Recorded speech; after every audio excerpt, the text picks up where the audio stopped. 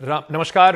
India 9 में आपका बहुत बहुत स्वागत है। मेरा नाम है अंकित त्यागी और शुरुआत इस वक्त कर रहे हैं पश्चिम बंगाल से। जो खबर आ रही है, आपने को पहले भी 30 मार्च को खबर आई थी कि हावड़ा में किस तरीके से रामनवमी का जब जुलूस निकल रहा था तो वहां पर हिंसा हुई थी। आज हुगली में भी इसी तरीके की शोभा यात्रा में के दौरान हिंसा हुई, आगजनी हुई।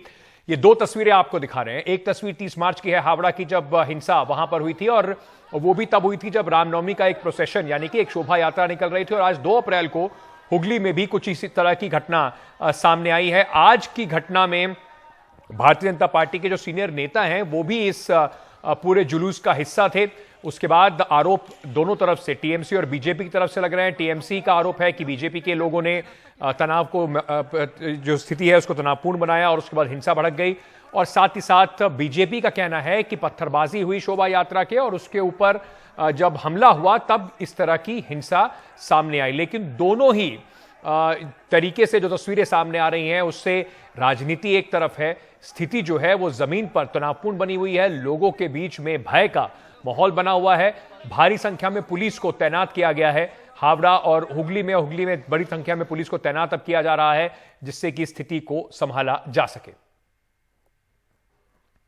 अब पश्चिम बंगाल के हुगली में जो हिंसा और आगजनी हुई है वो रामनवमी की शोभा यात्रा के दौरान हुई। बीजेपी नेता दिलीप घोष भी हुगली में इसी यात्रा में थे और उनके मुताबिक शोभा यात्रा के दौरान पथराव हुआ।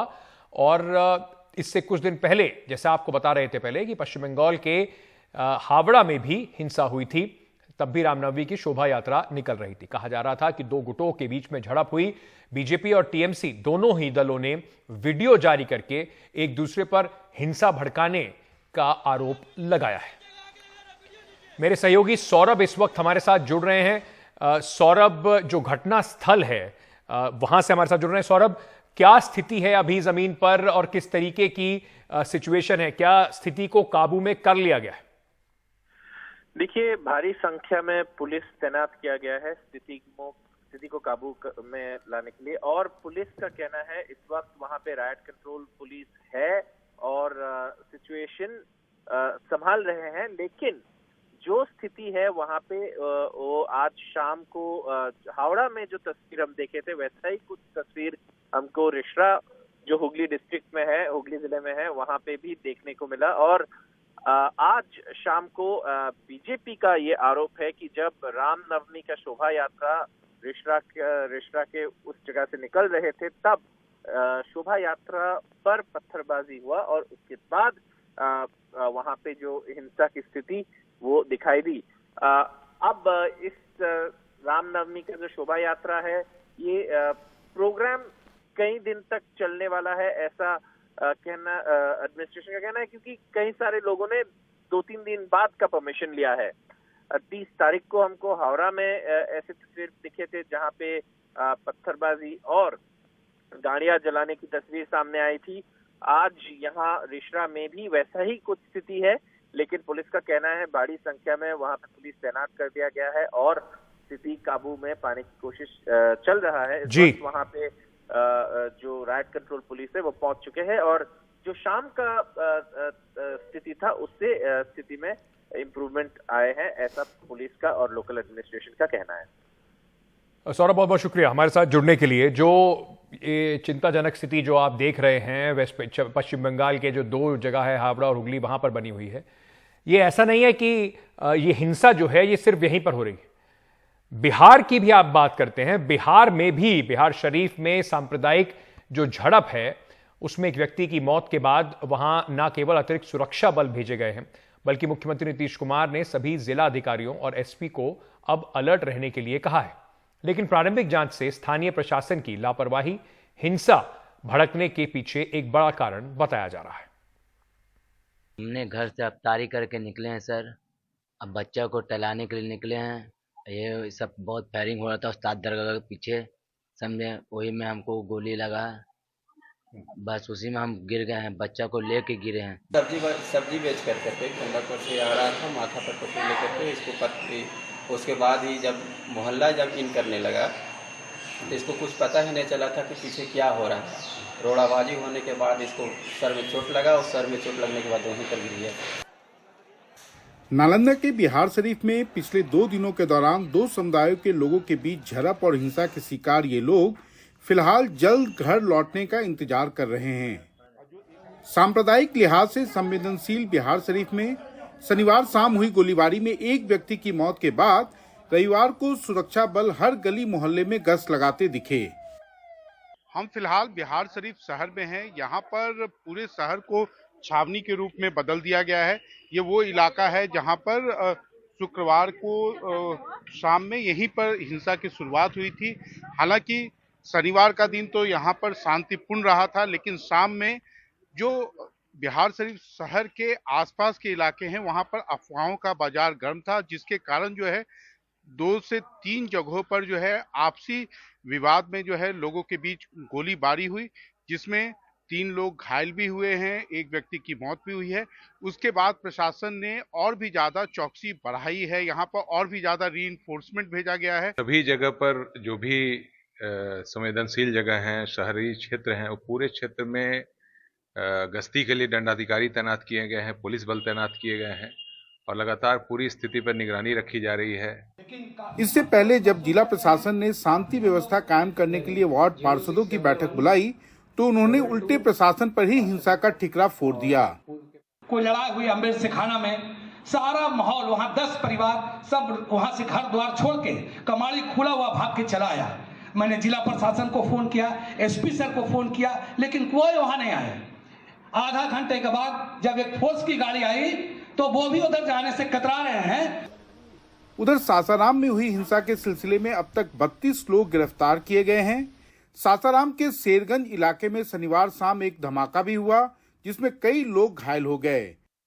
पुलिस प्रशासन के मुताबिक अवैध विस्फोटकों को ले जाने के क्रम में यह धमाका हुआ। अभी जिले में स्थिति शांतिपूर्ण है। कल रात को 8 साढ़े 8 बजे के आसपास सूचना हुई थी कि एक समुदाय के लोगों द्वारा जो है एक समुदाय के धार्मिक स्थल पे जो है एक्सप्लोसिव को जो है मतलब फेंका गया है। तो शुरुआती दौर में सदर अस्पताल में जाकर के देखा गया, इंजर्ड लोगों की संख्या 6 थी। उनका शुरुआती उपचार वहाँ पर जो हुआ, उसके बाद जो है BHU वाराणसी उनको जो है रेफर किया गया। सुबह में हमारी बात हुई है, सभी लोग सुरक्षित हैं, किन्हीं को कोई भी वाइटल इंजरी नहीं हुई है। इस बीच बिहार शरीफ और सासाराम की हिंसक घटनाओं पर सियासत गर्मा गई है। रविवार को केंद्रीय गृह मंत्री अमित शाह की सासाराम और नवादा में रैली तय थी, लेकिन हालात ठीक न होने के कारण सासाराम की रैली रद्द हो गई। इसके बाद नवादा की रैली में अमित शाह ने बिहार के मुख्यमंत्री नीतीश कुमार को निशाना बनाने में कोई कसर नहीं छोड़ी। JDU ने भी तुरंत ही जवाब दिया। 24 में मोदी जी को पूर्ण बहुमत दीजिए, 40 में 40 सीटें, और 25 में भाजपा की सरकार बनाइए।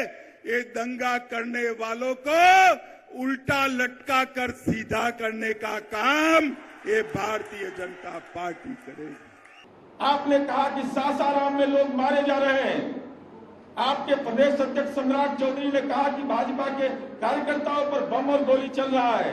ऐ अमित शाह, अगर तुम्हारे कलेजे में दम है तुम बताओ नाम, कौन वो लोग हैं जो मारे गए सासाराम में। आम लोगों को उन्माद की भेंट चढ़ाकर के उनके लाश पर राजनीति करना चाहते हो। उधर नीतीश सरकार में सहयोगी CPIML ने हिंसक घटनाओं के लिए स्थानीय प्रशासन की लापरवाही को एक कारण बताया है। कुछ कमी हुई है जिसके कारण कुछ तनाव पैदा हुए हैं, लेकिन बिहार शरीफ के लोग अमन प्रस्त लोग हैं। समझ बूझ करके कदम उठाएं, समझ बूझ करके काम करें और आपस में सौहार्द बनाए रखें, प्रेम बनाए रखें, यही अपील करना चाहते हैं। राज्य सरकार का दावा है हालात अब काबू में हैं, लेकिन इससे पहले हिंसा क्यों हुई, ये नीतीश सरकार के सामने बड़ा सवाल है, जिसका जवाब उन्हें विधानसभा में देना होगा। सासाराम से अजय पांडे और बिहार शरीफ से रवि रंजन और कैमरामैन हबीब अली के साथ मनीष कुमार, NDTV इंडिया के लिए। तो बंगाल हो या बिहार, रामनवमी को या किसी धार्मिक त्योहार को लेकर इस तरीके की हिंसा क्यों हो रही है, और इस हिंसा को लेकर राजनीति इतनी गरमाई हुई है कि अब बिहार की जो राजनीति है आने वाले समय में 2024 से पहले ये हिंसा ही तय कर देगी। एक बार फिर से जंगल राज का टैग लेकर बीजेपी निकल जाएगी। अमित शाह कह रहे हैं कि उल्टा टल टिका देंगे। क्या वही कानून गृह मंत्री हैं? कानून इस तरीके से आपको इजाजत देता है किसी को भी बिना बात करे उल्टा लटका दें आप, बिना तहकीकात करें? और उल्टा लटकाने वाले अमित शाह कौन होते हैं वो तो अदालतों को तय करना है। तो क्या इसी पर पूरी राजनीति जो है दंगे और हिंसा पर होने वाली है? हमारे साथ इस वक्त संतोष पाठक साहब जुड़ रहे हैं, प्रवक्ता हैं भारतीय जनता पार्टी के। राजीव रंजन प्रसाद साहब जुड़ रहे हैं, प्रवक्ता हैं जेडीयू के। अमरनाथ तिवारी जुड़ रहे हैं, असिस्टेंट एडिटर हैं द हिंदू में। और हमारे साथ कीर्ति आजाद साहब जुड़ रहे हैं, नेता हैं टीएमसी के। आप सभी का बहुत बहुत स्वागत, शुक्रिया हमारे साथ जुड़ने के लिए। कीर्ति आजाद साहब, मैं सबसे पहले आपसे शुरू करना चाहता हूं क्योंकि अभी हुगली में बिल्कुल हिंसा की जो तस्वीरें थी हमने शुरुआत में दिखाई। सर, जो शोभा यात्रा है, कारण उसका क्या है, कौन इसके पीछे है, क्या राजनीति है, ये सब तो अब पुलिस की इन्वेस्टिगेशन से पता चलेगा। लेकिन सर, अगर कोई प्रशासन, सरकार अगर इस तरह की किसी यात्रा को परमिशन देती है तो सुरक्षित उसको पूरा कराने की जिम्मेदारी भी तो सरकार की है ना? अवश्य, बिल्कुल सही कहा आपने। और क्योंकि अल्प जानकारी नहीं रहे जो हमारे दर्शक हैं, मेरा लगभग 1.5 महीने पहले तक ये सबसे फेवरेट चैनल था सर। मैं कम से कम ये अल्प न रह जाए ज्ञान इस करके बताना चाहता हूँ कि पूरे देश में 100 जगह पर ऐसे दंगे हुए। और जहांगीरपुरी दिल्ली में जिसकी law and order Bharatiya Janata party के पास में है, आज भी 144 लगी है। आपको मालूम है, मना किया था जुलूस ना निकले, उसके बावजूद जुलूस निकली थी। मलाड महाराष्ट्र में, जहां भारतीय जनता पार्टी की सरकार है, और साथ में वादी महाराष्ट्र में, ये दोनों जगह पे भी 144 अभी लगा है। वडोदरा में भी 140 लगा है। गुजरात, जहां पे 25 सालों से भारतीय जनता पार्टी की सरकार रही है, वैसे अनेकों राज्यों में है, इसलिए मैं ज्यादा बात को नहीं करूंगा। आपने अमित शाह जी को सुना, उन्होंने कहा 40 की 40 सीटें इस बार हम जीतेंगे। आप एक पैटर्न को देखने का वो कीजिएगा। दिल्ली में जब विधानसभा के चुनाव 2020 में हुए थे, उसके 6 महीने पहले दंगे चालू हो गए थे। बंगाल में जब पिछले साल चुनाव हो रहे थे, उसके 6 महीने पहले दंगे चालू हो गए थे। उसी प्रकार से हिमाचल के अंदर इन्होंने प्रयास किया, लेकिन उसमें वो फेल हो गए। कर्नाटक के अंदर अभी चुनाव है, तो टीपू सुल्तान और दूसरा करके ये चालू 6 महीने से हो गया है। इनके पास सच में देखा जाए तो कुछ बताने कहने को कुछ है नहीं, और उसको लेकर यह प्रयास करते हैं क्योंकि इनके पास इनका खाना पानी, दाना, सांसें लेना, सब कुछ हिंदू मुसलमान पे है। क्योंकि ना ये तो बेरोजगारी के बारे में बात कर सकते हैं, ना ये महंगाई के बारे में बात करेंगे, ना ये किसानों के ऊपर इन्होंने जो एमएसपी पे बनाना था उस पर नहीं बनाएंगे, और इस प्रकार की बातें करेंगे। अब आप मुझे एक चीज ये बताइए, हम 2 आदमी हैं, मैं जब तक आपको उकसाऊंगा नहीं, मैं आपके ऊपर कुछ ऐसे चरित्र हनन आपका नहीं करूंगा, तो आप भी शायद नहीं उसका जाएंगे। मेरा केवल ये कहना है कि ताली एक हाथ से नहीं बजती है। आपने अभी मुझे बहुत अच्छा फुटेज एक दिखाया, जो मैं फुटेज देख रहा था, जो आपने कहा जो बंगाल में जगह थी जहां पर आगजनी हो रही थी और पत्थर फेंका जा रहा था। आपने देखा कि आग के पीछे जुलूस वाले खड़े थे, उसके सामने एक लड़का पीठ जुलूस की तरफ करके सामने की ओर पत्थर फेंक रहा था। वह कौन था? उसको पत्थर अगर फेंकना था तो जुलूस पे फेंकना चाहिए था। ठीक है। और साथ में 2 गाड़ियां पीछे से डीजे लेकर के आई, वो डीजे थे उसके ऊपर, और वो सीधा जुलूस के अंदर घुस जाती हैं। अरे भाई, अगर इस पार में लोग दूसरे गैर हिंदू है, तो वह उनको इधर से पत्थर मारना चाहिए था। वहां से तो नहीं हो रहा, वहां से तो आराम से गाड़ी चलती चली जा रही है और जुलूस उधर पीछे खड़ा हुआ है। तो क्या ये पूर्व प्रायोजित भारतीय जनता पार्टी का प्रायोजित आपने आरोप भारतीय जनता पार्टी पर लगाया? सर, मैं एक बार उनका रिएक्शन जरूर इस पे ले लेता हूं, उसके बाद मैं वापस अपने और भी मेहमानों पे जाऊंगा। पाठक साहब, आपने सुना कीर्ति आजाद जी क्या कह रहे हैं? वो सीधा सीधा ये कह रहे हैं कि लॉ एंड ऑर्डर की सिचुएशन जो है, उस पर मैं उनसे दोबारा पूछूंगा कि भाई सरकार का भी अगर आपको पता है, और ये भी पता है अगर आपको कि बीजेपी इस तरह का कुछ प्रायोजित करा सकती है, तो तब तो आपकी जिम्मेदारी और बन जाती है। लेकिन ये पिछली बार भी हमने देखा, और ये वीडियो भी सामने आया था कि किस तरीके से हिंसा हुई।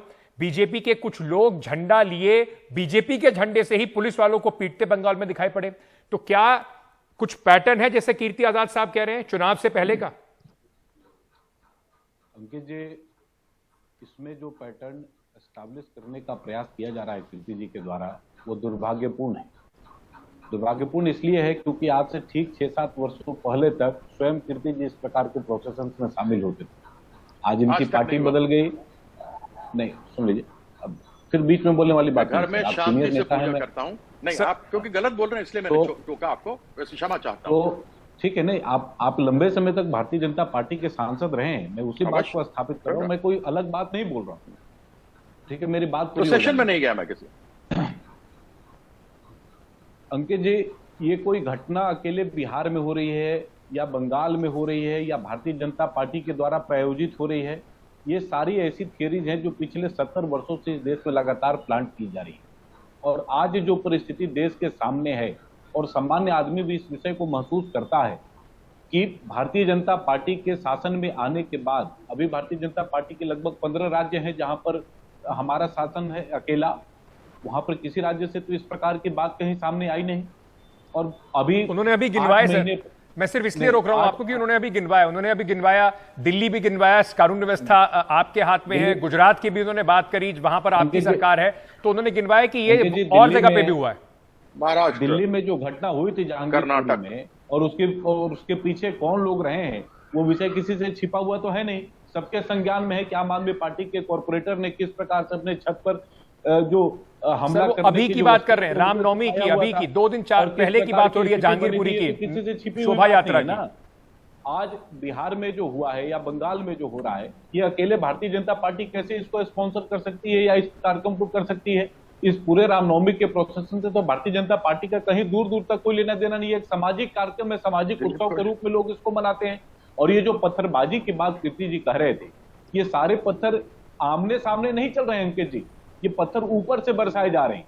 और मैं इसको बहुत दूर ले जाने की बात नहीं है, धारा 370 हटने के ठीक पहले तक कश्मीर में किस प्रकार की पत्थरबाजियां होती थी, वो देश से किसी भी व्यक्ति से ये बात छिपी हुई बात नहीं। पाठक साहब, लेकिन आपने कहा कि इसमें बीजेपी का कुछ लेना देना है नहीं। दिलीप घोष भारतीय जनता पार्टी के एमपी हैं, वो तो शोभा यात्रा को लीड कर रहे थे। सामान्य अंकित जी, जैसे दूसरे सामान्य पॉलिटिकल पार्टियां काम करती हैं, वैसा ही हम भी कर रहे हैं। उसमें हमने क्या अलग कर दिया है जो इनको लगता है कि ये सारा जो दंगा है ये स्पॉन्सरशिप है भारतीय जनता पार्टी के द्वारा?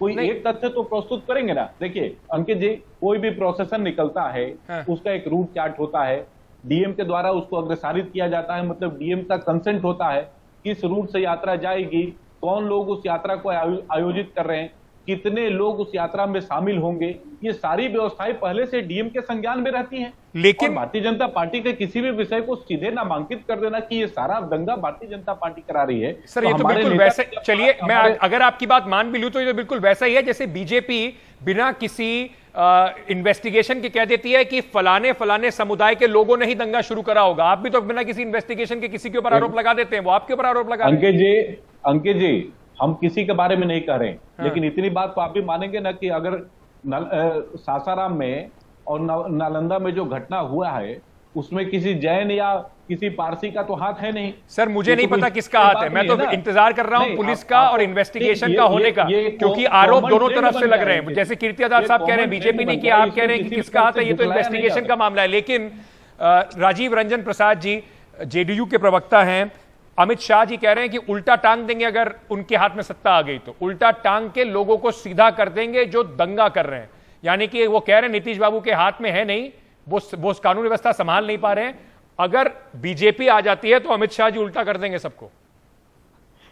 देखिए, कानून को हाथ में लेने का जो गुजरात मॉडल है, सोहराबुद्दीन से लेकर तमाम जो पुलिस हिरासत में मौतें हैं या जो कुछ भी गुजरात में अमित शाह जी करने के लिए जाने जाते रहे, अब वो पूरे देश में इस तरह की धमकी वो दे रहे हैं।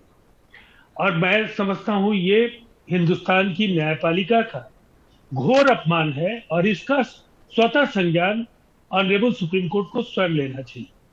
और दूसरी बात कि अगर ऐसा अवसर उन्हें मिल भी जाए तो मुझे लगता है वो किन्हें लटकाएंगे, उन्हें तो भारतीय जनता पार्टी, विश्व हिंदू परिषद, बजरंग दल और अनेक जो प्रकोष्ठ संगठन भारतीय जनता पार्टी के और सहयोगी संगठन हैं, उनके नेताओं को टांगना पड़ेगा।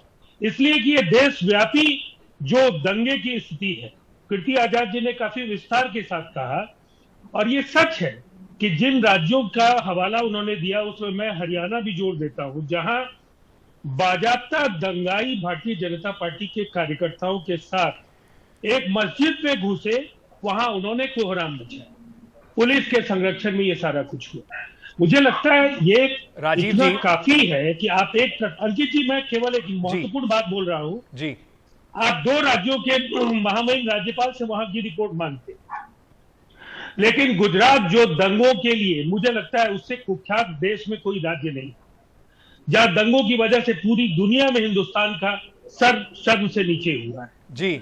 और उस राज्य के महामहिम राज्यपाल से आपने रिपोर्ट नहीं मांगी। आपने महाराष्ट्र के राज्यपाल से रिपोर्ट नहीं मांगी। ठीक है सर, इसका जवाब उनसे लेने से पहले एक छोटा सवाल है, संक्षेप में जवाब दीजिएगा सर। आप भी कह रहे हैं कि देखिए बीजेपी के इसके पीछे, या बीजेपी के जो बजरंग दल हैं, या और जो विश्व हिंदू परिषद के, या जो बड़े जो बाकी जो संगठन है उनका आप नाम ले रहे हैं। सरकार आपकी, पुलिस आपकी, सर अगर आपको ऐसे कुछ सबूत मिल रहे हैं उठा के अंदर कीजिए। होगा।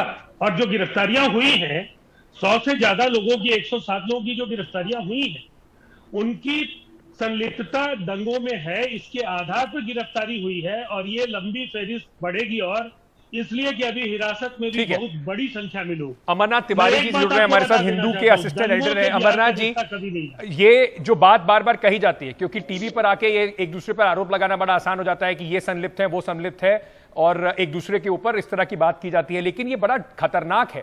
राजनीति इस पर जिस तरीके की होगी, किसको फायदा होगा, नुकसान होगा, वो तो बात की बात है। लोगों के बीच में जो एक दूसरे को लेकर अविश्वास हो रहा है, वो एक बड़ा खतरनाक हिस्सा है इसका। आपको लगता है जो कीर्ति आजाद साहब कह रहे हैं, पैटर्न इसमें आपको दिखाई पड़ता है कि कोशिश करो, क्योंकि धर्म जो है या इस तरीके के जो धार्मिक प्रोसेशन है वो अब बिल्कुल इस तरह के सिनोनिमस बन गए हैं, लोगों को डर होने लगा है, चाहे रामनवमी हो चाहे मुहर्रम हो, कि इसके बाद कुछ ना कुछ गड़बड़ हो जाएगी। हाँ बिल्कुल सही कर रहे हैं अंकित। आजकल एक पैटर्न बनते जा रहा है, और जब से मतलब 3-4 सालों से बिहार की राजधानी पटना में मैं रहता हूँ, यहाँ बिल्कुल जिस लोकेलिटी में मैं रहता हूँ वो फील कर रहे हैं और आंखों के सामने देख रहे हैं कि रामनवमी के समय जब जुलूस निकलता है, जो पहले जुलूस निकलता था और अब जो जुलूस निकलता है, उसमें जो स्लोगन शाउटिंग होती है वो डिफरेंट है। और जिस तरह से एनर्जेटिक और एनर्जाइज और जिस तरह से लोग जोश भरने वाली बातें करते हैं रामनवमी का जुलूस में, बीजेपी के कार्यकर्ता या किसी और दल के कार्यकर्ता हो, लेकिन वो रामनवमी का जुलूस होता है और हिंदुओं को लेकर के बात होती है, ऐसा लगता है जैसे कहीं कोई किसी फ्रंट पर किसी एक कम्युनिटी दूसरे कम्युनिटी पर अटैक करने जा रही है। और काफी इसको अगर अंग्रेजी की भाषा में तो लंपनाइजेशन है इस प्रोसेशन का, और एक पैटर्न तो देखने को मिल ही रहा है। 2-3 दिन पहले सासाराम में हुआ, फिर नालंदा में, आज सामने से खबर आई कि मुजफ्फरपुर के सरैया इलाके में भी कुछ इस तरह कम्युनल टेंशन बढ़ गया हुआ। इसका कोई राजनीतिक असर आप देख रहे हैं? इसका किसी को फायदा मिलने देख रहे हैं क्या आप? नहीं, फायदा हो या ना हो ये अलग बात है, लेकिन चुनावी वर्ष है और फायदा लेने की कोशिश में जरूर। आप देखिए एक बड़ा इंटरेस्टिंग इसमें एक एस्पेक्ट भी आया कि सासाराम में जो चुनावी सभा थी, पब्लिक मीटिंग थी अमित शाह जी की, यूनियन मिनिस्टर की, ये कैंसिल कर दी गई। आज सुबह की रैली थी, कल कैंसिल हो गया कि वहां सेक्शन 144 इम्पोज हो गया है। और स्टेट बीजेपी के लीडर्स काफी अटैक किए कि भाई सरकार ने वो जानबूझ के 144 लागू हो गया, इसलिए वहां से रैली कैंसिल कर दी गई। और वहां के डीएम और स्टेट गवर्नमेंट लगातार इस बात को डिनाई करते रहे कि 144 वहां नहीं है, लेकिन वहां का एक पुलिस अधिकारी, लोकल थाना इंचार्ज, वो माइक लेके कैमरा पर दिखा गया कि ये कहते हुए कि जिलाधिकारी के अनुसार, आधा पदाधिकारी के अनुसार 144। ये कंफ्यूजन था, ये कंफ्यूजन से किसको फायदा, और ये आने वाला चुनाव ही बताएगा, लेकिन एक असमंजस की स्थिति है, लोगों में डर है जरूर। जी कीर्ति आजाद जी, आपने क्योंकि इसकी शुरुआत की थी और आपने कहा कि इसमें पैटर्न देखिए और बीजेपी को देखिए, सर अगर ये पैटर्न हमें पता है, या आपकी पार्टी को पता है, या पश्चिम बंगाल में पुलिस को, सरकार को पता है कि इस तरह की घटना पहले भी होती रही, एक पैटर्न उभर रहा है, तो फिर तो सरकार का और पुलिस का फेलियर और बड़ा हो जाता है ना सर। इसकी जानकारी आपको थी कि ऐसी आशंका हो सकती है, अगर आपकी माने तो कोई पॉलिटिकल पार्टी इसके पीछे हो सकती है, उसके बाद भी अगर ऐसा हुआ तो ये तो फिर असफलता मानी जाएगी ना सर। जब रूट डाइवर्शन होते हैं और उसके अंदर जब परमिशन के समय लिखा जाता है कि आप तलवारें लेके, कोई भी हथियार लेकर के नहीं चलेंगे, कोई हैजर्डस मटेरियल लेकर नहीं चलेंगे, आप कोई रूट नहीं बदलेंगे, और जब आप ये तीनों चीजें करें तो फिर आप मुझे बताइए पुलिस और प्रशासन क्या उस समय कर सकती, क्योंकि उसकी व्यवस्था तो उस रूट पर है, और आप उस रूट को छोड़ के दूसरी तरफ चले जाते हैं तो उस व्यवस्था बनाने में कुछ समय तो लगता है। लेकिन आप एक पैटर्न को मैं आपको ये कहना चाहता हूं जो एक बड़ा मुद्दा है, क्योंकि ये रॉयट्स तो होंगे जहां जहां पर भारतीय जनता पार्टी की बड़ी सीटें, बड़ी स्टेट है जिसमें ज्यादा सीटें हैं। आज वेस्ट बंगाल और बिहार की सीटें मिला के 82 सीटें होती हैं, और यह दंगे आप देख लीजिए साल भर पहले होने शुरू हो गए। जैसा मैंने आपको बताया था, दिल्ली में हुए थे, दिल्ली के चुनाव से पहले वहां पर आम आदमी पार्टी जीत गई। आपने यही देखा कि बंगाल में 6 महीने साल भर पहले शुरू हुआ, यही आपने देखा कि 6 महीने पहले कर्नाटक में शुरू हुआ, क्योंकि वहां उनकी परिस्थिति पूरी सरकार नहीं है। तो अभी से ही लोकसभा की तैयारी के लिए ये सारी हरकतें वेस्ट बंगाल और बिहार के अंदर यह कर रहे हैं, जिससे ये हो और उसके अंदर पोलराइजेशन हो जाए दोनों पार्टियों का। पोलराइजेशन की पॉलिटिक्स खेल कर राजनीतिक। एक मिनट, कंप्लीट कर लेने दीजिए, कंप्लीट कर लेने दीजिए थोड़ा संक्षेप। तो रूट डाइवर्शन, हाँ बिल्कुल खत्म, 15 सेकंड। रूट डाइवर्शन क्यों हुआ, हथियार क्यों लेकर के गए, वहां पर जाकर गैर हिंदू धार्मिक स्थलों के ऊपर वहां जाके गालियां क्यों दी गई, पत्थर क्यों मारे गए और अलग अलग जो भड़काऊ भाषण क्यों दिए गए? इतना केवल बता दीजिए, आपको साफ पैटर्न पता लग जाएगा कि ये क्या करना चाह रहे हैं लोकसभा से पहले। आप ही को इसका जवाब देना होगा, सवाल आपसे ही है। देना ही पड़ेगा अंकित जी। मुझे इस बात का दुख है कि इतने सीनियर लीडर हैं और ये जिस बात को एस्टैब्लिश करने का प्रयास कर रहे हैं कीर्ति जी, उसको भी एस्टैब्लिश नहीं कर सकते। ये कह रहे हैं कि दिल्ली में दंगे हुए, आम आदमी पार्टी जीत गई, बंगाल में दंगा हुआ, टीएमसी जीत गया। हम कहां जीते ये बताइए ना। और जिस फैक्ट को एस्टैब्लिश करने का प्रयास किया जा रहा है कि दंगे होते हैं तो भारतीय जनता पार्टी को लाभ होता है, और एक पक्ष को हम लोग हिंदुओं का जो पक्ष है उसको लेकर हम अपने आप को मजबूत करना चाहते हैं, उसका जो दूसरा पक्ष है उस पर क्यों नहीं बोल रहे? उसका जो दूसरा पक्ष है, अगर पोलराइजेशन होगा तो दो पक्षीय होगा, एक पक्षीय तो होगा नहीं। और हिंदू अलग अलग जातियों के आधार पर वोट करेंगे, एक कम्युनिटी पूरे एक कम्युनिटी अपने धार्मिक आधार पर मत करती है। और ऐसे सेकुलर पार्टियां हैं जो टीएमसी हो या बिहार में राजद हो, जदयू हो, उसको लाभ किसको मिलता है ये पूछे ना। नहीं तो सर बात है ना, उसका ये कोई जस्टिफिकेशन थोड़ी है, चाहे कीर्ति जी अपनी बात को साबित कर पा रहे हैं या नहीं कर पा रहे, पर ये कोई जस्टिफिकेशन थोड़ी है इस बात का कि हम जाकर हम रामनवमी का एक धार्मिक लोगों की आस्था होती है, उस आस्था के प्रोसेशन को हम ऐसा बना देंगे कि हम किसी के धार्मिक स्थल के सामने जाके हम डीजे बजाएंगे और उल्टी सीधी बातें कहेंगे। कोई भी चाहे उधर से उसके जवाब में हिंसा भी जस्टिफाई नहीं हो सकती, लेकिन आप ये बताइए ना, ये प्रोसेशन शक्ति प्रदर्शन थोड़ी है। ये दंगे करते हैं फिर इनको हिंदू भी वोट नहीं देते। शक्ति प्रदर्शन थोड़ी है सर रामनवमी का प्रोसेशन, शोभा यात्रा। आप अभी राजीव भैया यहाँ पर बैठे हैं, जदयू के सीनियर प्रवक्ता है। हाँ। इनसे जो लोग हताहत हुए हैं और अलग अलग अस्पतालों में जो लोग भर्ती, उनकी सूची इनसे मंगवा लीजिए और आपके सामने एस्टैब्लिश हो जाएगा कि किन लोगों को ज्यादा समस्या आई है। कल से हम लोग लगातार सासाराम से जो पलायन की जो तस्वीरें और वीडियो हम लोग देख रहे हैं, देखिए बीच में हमको कहा गया था कि आपको बीच में नहीं बोल, मैं बीच में नहीं बोलता हूँ। बोलिए सर, बोलिए संक्षेप में, सर मेरे पास समय बिल्कुल खत्म हो गया, जल्दी। सासाराम में जो पलायन की तस्वीरें आई हैं, वो किस कम्युनिटी का पलायन वहां पर हो रहा है और किस कम्युनिटी ने डोमिनेंस वहां पूरे घटना को किया है, इस बात को एस्टैब्लिश करा दीजिए। सर दिक्कत इसी बात की है कि आप विक्टिम्स में भी जो लोग मारे जा रहे हैं, जिनके घर जा रहे हैं, उसमें भी ढूंढ रहे हैं कि किसका हुआ, किसका ज्यादा हुआ, किसका कम हुआ, किसका सरनेम क्या है। कोई भी स्टेट जो है, कोई भी सरकार जो है, वो इस तरीके से अगर लोगों को देखेगी तो थोड़ी दिक्कत तो उसमें होगी। और उसी दिक्कत को शायद ये एक सिम्टोमैटिक बनता जा रहा है, चाहे जैसे मैंने कहा किसी भी धर्म के जुलूस हो, वो एक शक्ति प्रदर्शन में बदलते जा रहे हैं, और ये बड़ी चिंता की बात है। आप सभी का बहुत बहुत शुक्रिया, क्योंकि समय मेरे पास बिल्कुल खत्म हो गया। छोटा सा एक ब्रेक लेके वापस आ रहा हूं और इस खबरों का सिलसिला एनडीटीवी पर जारी है।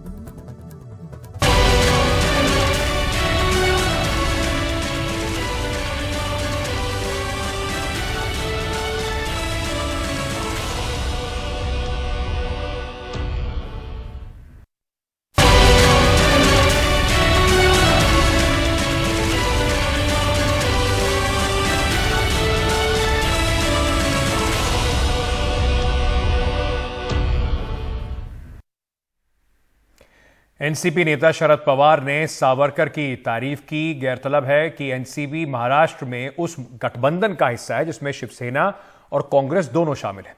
कांग्रेस सावरकर को लेकर लगातार हमलावर रही है। दूसरी तरफ शिंदे ने सावरकर गौरव यात्रा निकालकर अपनी जमीन को और मजबूत करने की कोशिश की है। ऐसे में शरद पवार के बयान के खास राजनीतिक मायने लगाए जा रहे हैं।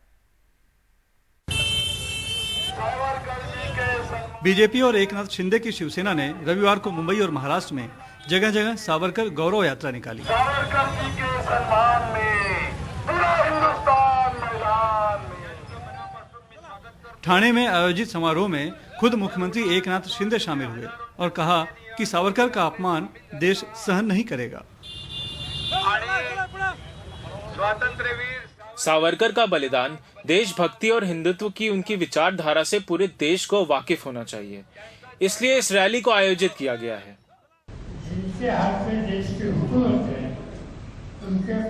इस बीच एनसीपी के कद्दावर नेता शरद पवार ने न सिर्फ सावरकर की तारीफ की है, बल्कि ये भी कह दिया है कि सावरकर कोई राष्ट्रीय मुद्दा नहीं है। आज सावरकर ये नेशनल इशू नहीं है, ये पुरानी बात हो गई। सावरकर इनके बारे में हम लोगों ने इनके खिलाफ कुछ बातें की थी, व्यक्तिगत नहीं थी, हिंदूवाद सभा के खिलाफ था। मगर दूसरी एक साइड है कि देश की स्वतंत्रता के लिए जो सैक्रिफाइस सावरकर जी ने किया वह हम नजरअंदाज कर नहीं सकते। गौरतलब है कि कांग्रेस पार्टी सावरकर का नाम लेकर बीजेपी और आरएसएस पर निशाना साधती रही है। सावरकर के खिलाफ राहुल गांधी के बयान पर शिवसेना उद्धव गुट अपनी नाराजगी जता चुका है। इसके बाद जानकारी आई कि महाराष्ट्र और केंद्र की राजनीति में विपक्षी एकता के मद्देनजर राहुल गांधी अब सावरकर के खिलाफ बयान नहीं देंगे। शरद पवार का बयान कांग्रेस को एक संदेश तो है ही, साथ ही इस बात की कोशिश भी कि सावरकर के सम्मान का राजनीतिक फायदा सिर्फ शिंदे को ना मिले।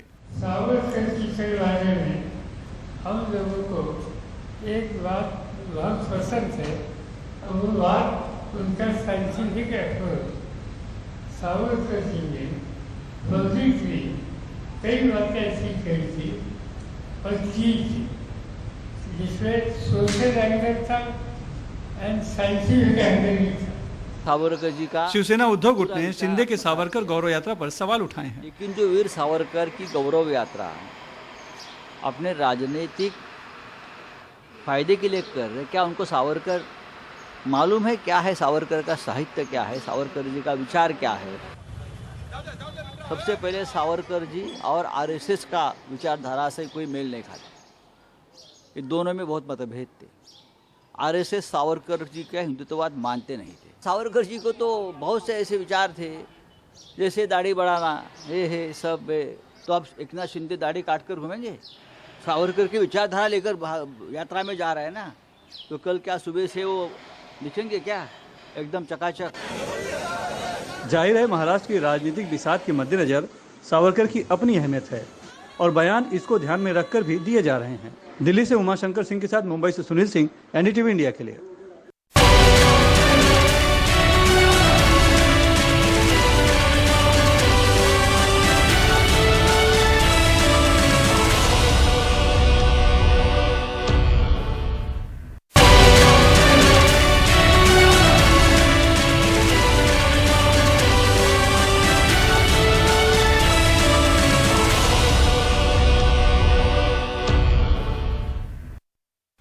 मध्य प्रदेश देश के उन राज्यों में है जहां सरप्लस बिजली है, लेकिन ग्राहक वहां पर जूझते फिर रहे हैं। कई लोगों की शिकायत रहती है कि मीटर रीडिंग ठीक नहीं, खपत से ज्यादा बिल आ रहा है, लाइन ट्रिप हो रही है। लेकिन राज्य में एक सरकारी कंपनी ने खुद का ऐप बनाकर ऐसा प्रयोग किया कि जिसे सीखने और समझने देश भर की कंपनियां जबलपुर आ रही हैं।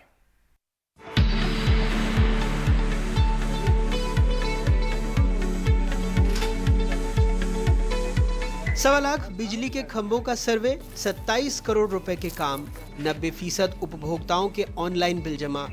58,000 वो खंभे ढूंढ निकाले गए जो बिजली दे रहे थे लेकिन फाइलों में गायब थे।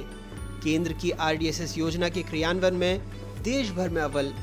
ये कमाल मध्य प्रदेश में पूर्व क्षेत्र विद्युत वितरण कंपनी का है। उस ऐप के जरिए जो कंपनी के कर्मचारियों ने बनाया है, जिसे सीखने देश भर से लोग जबलपुर आ रहे हैं। हमारी टीम जो इंजीनियर्स प्रोग्रामर्स हैं, उन्होंने इन हाउस पूरा ऐप बनाया जिसे छत्तीसगढ़, महाराष्ट्र, तमिलनाडु, गुजरात की टीम्स आके देख के गई हैं और जिसकी काफ़ी सराहना की है। और पूरा ये कंज्यूमर के सोशल ऑडिट को देखते हुए कि ट्रांसपेरेंसी हो, सब कुछ कंप्यूटर पे रिकॉर्ड्स बन रहे हैं और पूरी योजना में 2,700 करोड़ के काम जो हैं, जो सारे एस्टिमेट्स हैं, वो भी सब हमने इसलिए बनाए हैं बिकॉज कंज्यूमर का आगे आने वाले समय में सेटिस्फैक्शन को बढ़ाया जा सके। एक एक कंज्यूमर को हमने फील्ड में कहाँ पे वो स्थित हैं वो पूरा का पूरा कंप्यूटर पे चढ़ाया गया, जिससे हमको 1,200 करोड़ रुपए की 21% राजस्व में भी वृद्धि हुई। 3 महीने की कड़ी मेहनत के बाद तैयार इस ऐप से सभी बिजली के खंभों, ट्रांसफार्मर, मीटर और उपभोक्ताओं की जानकारी दर्ज की गई है और इसे ऑनलाइन भी कर दिया गया है। पिछले 1 साल में इस ऐप से 21% ज्यादा रेवेन्यू मिला। 12 लाख किसानों में लाखों के बिजली बिल 20% से भी ज्यादा कम हो गए। मार्च 2023 में कंपनी का राजस्व संग्रहण 847 करोड़ रुपए रहा, जो राज्य में तीनों वितरण कंपनियों में सबसे ज्यादा है। कंपनी द्वारा स्वयं के रिसोर्सेज से GIS ऐप बनाया गया है, जिसके द्वारा 3 महीने के अंदर ही हमारे फील्ड के मैदानी अधिकारियों ने 77,000 लाइन किलोमीटर का सर्वे किया है। साथ ही 51,000 डिस्ट्रीब्यूशन ट्रांसफार्मर उसमें लगने हैं, एवं लगभग 1.25 लाख पोल का मैदानी अधिकारियों द्वारा पैदल चल के सर्वे किया गया है। इस योजना में RDSS जो कि भारत सरकार द्वारा स्वीकृत की गई है, इससे लॉस में कमी आएगी एवं जो यह तकनीक का उपयोग इस अग्रणी डिस्कॉम ने किया है उसके माध्यम से लगभग 2000 करोड़ की बचत हुई है। मध्य प्रदेश पूर्व क्षेत्र विद्युत वितरण कंपनी के ऐप से कोई भी ग्राहक अपना बिल, ट्रांसफार्मर, अपनी लाइन सब कुछ देख सकता है, शिकायत कर सकता है, स्थिति जान सकता है। पुनरुत्थान वितरण क्षेत्र सुधार योजना यानी RDSS में राज्य में 6000 करोड़ रुपए से ज्यादा के काम होंगे। ऐसी पहल से देश में मध्य प्रदेश की दावेदारी और मजबूत हो रही है। जबलपुर से संजीव चौधरी की रिपोर्ट, NDTV इंडिया।